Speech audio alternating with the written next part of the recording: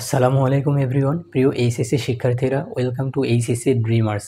আজকে তোমাদের সামনে নিয়ে আসলাম রসায়ন দ্বিতীয় পত্রের চতুর্থ অধ্যায় তড়িৎ রসায়ন অর্থাৎ ইলেকট্রোকেমিস্ট্রি এর গুরুত্বপূর্ণ টপিক তড়িৎ রাসায়নিক কোষ অর্থাৎ গ্যালভানিক কোষ বা ডেনিয়াল কোষের গঠন এবং কার্যপদ্ধতি নিয়ে। প্রথমে আমাদের ক্লিয়ার করা উচিত যে তড়িৎ রাসায়নিক কোষ বা গ্যালভানিক কোষ কি। তো মনে রাখবা, যে কোষের রাসায়নিক শক্তি তড়িৎ শক্তি বা বৈদ্যুতিক শক্তিতে পরিণত হয় তাকে মূলত তড়িৎ রাসায়নিক কোষ বলা হয়।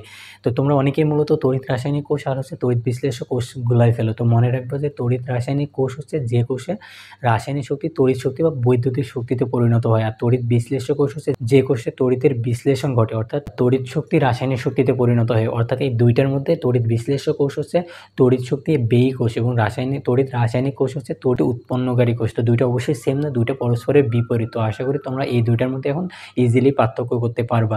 তো দেরি না করে চলো শুরু করা যাক আজকের এই টপিক অর্থাৎ তড়িৎ রাসায়নিক কোষ বা ডেনিয়াল কোষের গঠন এবং কার্যপদ্ধতি। তো প্রথমে যদি আমরা দেখি, তো এখানে আমরা একটি তড়িৎ রাসায়নিক কোষ বা গ্যালভানিক কোষ নিয়েছি, যেখানে দুইটা দ্রবণ আমরা নিয়েছি, একটা হচ্ছে জিঙ্ক সালফেট দ্রবণ আর একটা হচ্ছে কপার সালফেট দ্রবণ। তো এই জিঙ্ক সালফেট দ্রবণের মধ্যে আমরা জিঙ্ক দণ্ড মূলত অ্যানোড হিসেবে কাজ করছে, আর এখানে কপার সালফেট দ্রবণের মধ্যে আমরা কপার দণ্ড নিয়েছি, সেটি মূলত ক্যাথোড হিসেবে কাজ করছে। তো এই জিঙ্ক সালফেট আর হচ্ছে কপার সালফেট দুইটি দ্রবণকে আমরা আলাদা করেছি মূলত একটি কাজপাত্র দ্বারা। তো এই গেল মূলত গ্যালভানিক কোষ বা ডেনিয়াল কোষের অর্থাৎ একটি তড়িৎ রাসায়নিক কোষের গঠন। তো এখন যদি আমরা কার্যপদ্ধতিতে যাই, তো এই দুইটি দণ্ড অর্থাৎ জিঙ্ক দণ্ড এবং কপার দণ্ডকে যদি আমরা একটি তার দ্বারা যুক্ত করি, তাহলে দেখা যায় যে জিঙ্ক দণ্ড থেকে কপার দণ্ডে ইলেকট্রন প্রবাহিত হয়। তো আমরা জানি যে ইলেকট্রন নেগেটিভ থেকে পজিটিভ আয়নের দিকে যায়, অর্থাৎ এখানে জিঙ্ক দণ্ড থেকে কপার দণ্ডে ইলেকট্রন যাওয়ার মেইন কারণ হচ্ছে যে আমরা জানি তড়িৎ রাসায়নিক সিরিজে মূলত কপার আয়নের তুলনায় জিঙ্ক আয়ন উপরে থাকে, অর্থাৎ কপারের তুলনায় জিঙ্ক যেহেতু তড়িৎ রাসায়নিক সিরিজে উপরে অবস্থান করে, কাজে জিঙ্কের তো ইলেকট্রন ত্যাগ করার প্রবণতা কপারের তুলনায় বেশি। এই কারণেই মূলত জিঙ্ক ইলেকট্রন ত্যাগ করে, যেটি জিঙ্ক দণ্ড থেকে কপার দণ্ডে প্রবাহিত হয়। আর যেহেতু ইলেকট্রন হচ্ছে নেগেটিভ থেকে পজিটিভের দিকে যায়, তো বলতে পারি আমরা এখানে জিঙ্ক দণ্ড অ্যানোড হিসেবে কাজ করছে আর হচ্ছে কপার দণ্ড ক্যাথোড হিসেবে কাজ করছে। অ্যানোড থেকে মূলত ক্যাথোডের দিকে ইলেকট্রন প্রবাহিত হয়। তো এইটাও জানি যে হচ্ছে ইলেকট্রন যেদিকে প্রবাহিত হয় বিদ্যুৎ বা তড়িৎ তার বিপরীত দিকে প্রবাহিত হয়, অর্থাৎ যেহেতু এখানে জিঙ্ক দণ্ড থেকে কপার দণ্ডে ইলেকট্রন প্রবাহিত হচ্ছে, কাজে বলা যায় যে কপার দণ্ড থেকে জিঙ্ক দণ্ডের দিকে বিদ্যুৎ বা হচ্ছে তড়িৎ প্রবাহিত হবে, অর্থাৎ এখানে তড়িৎ সৃষ্টি হবে। তো এখানে রাসায়নিক বিশ্লেষণের মাধ্যমে আমরা মূলত তড়িৎ বা বিদ্যুৎ উৎপন্ন করলাম, যেটাকে মূলত বলা হয় একটি তড়িৎ রাসায়নিক কোষ। তো এখানে যদি আমরা দেখি যে আলটিমেটলি ভিতরের এই প্রক্রিয়া বা ভিতরে কি বিক্রিয়া, যেহেতু এখানে ক্যাথোড অ্যানোড আছে, তো অবশ্যই এখানে জারণ বিজারণ বিক্রিয়া ঘটবে। কারণ আমরা কি জানি যে ক্যাথোড বিক্রিয়া বা ক্যাথোড কি, যে ক্যাথোড হচ্ছে এক ধরনের তড়িৎ যেখানে মূলত বিজারণ বিক্রিয়া ঘটে, আর অ্যানোড কি, অ্যানোড হচ্ছে এক ধরনের তড়িৎ যেখানে মূলত জারণ বিক্রিয়া ঘটে।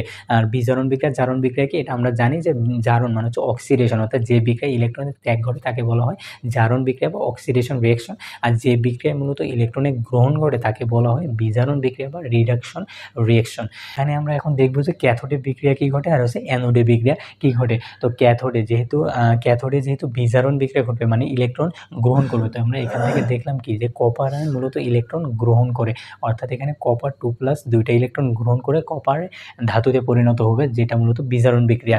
আর মূলত যেহেতু এখানে অ্যানোড বিক্রিয়া, তো অ্যানোডে যেহেতু জারণ ঘটে আর জারণে মূলত ইলেকট্রন ত্যাগ ঘটে, যেহেতু এখানে জিঙ্ক ইলেকট্রন ত্যাগ করবে, অর্থাৎ এই জিঙ্ক ধাতু মূলত দুইটা ইলেকট্রন ত্যাগ করে জিঙ্ক 2+ অর্থাৎ জিঙ্ক আয়নে পরিণত হয়, যেটা মূলত জারণ বিক্রিয়া। তো এখন যদি আমরা টোটাল সামগ্রিক বা সার্বিক বিক্রিয়া দেখি, অর্থাৎ ইলেকট্রন যদি এখান থেকে কেটে দিই, তাহলে থাকে কি যে zinc plus copper ion arrow zinc ion plus হচ্ছে কপার। তো এখানে আমরা সালফেটটা নিলাম না, মূলত এই সালফেটটা এখানে ব্যালেন্স করার ক্ষেত্রে মূলত ব্যবহৃত হয়।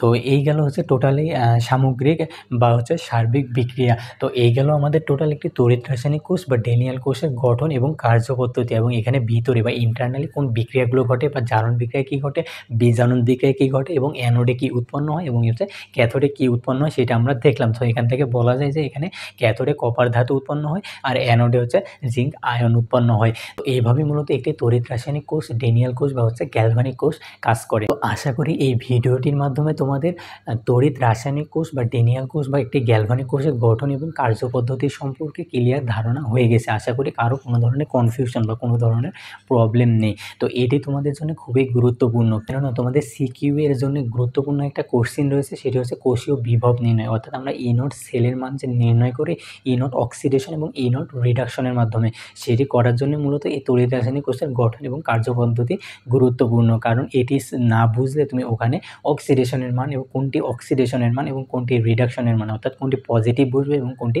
নেগেটিভ বসবে, এটি তুমি নির্ণয় করতে পারবা না। তো এই গঠন এবং কার্যপদ্ধতি নিজে থেকেই তো লাগবে, তাছাড়া ওই ম্যাথের অ্যান্সার করার ক্ষেত্রেও মূলত এই গঠন এবং কার্যপদ্ধতি লাগবে। তো ভিডিওটি শেষ পর্যন্ত দেখার জন্য অসংখ্য ধন্যবাদ। দেখা হবে নেক্সট কোনো ভিডিওতে ইনশাআল্লাহ। সে পর্যন্ত সবাই সুস্থ থেকো, ভালো থেকো। আল্লাহ হাফিজ। আসসালামু আলাইকুম।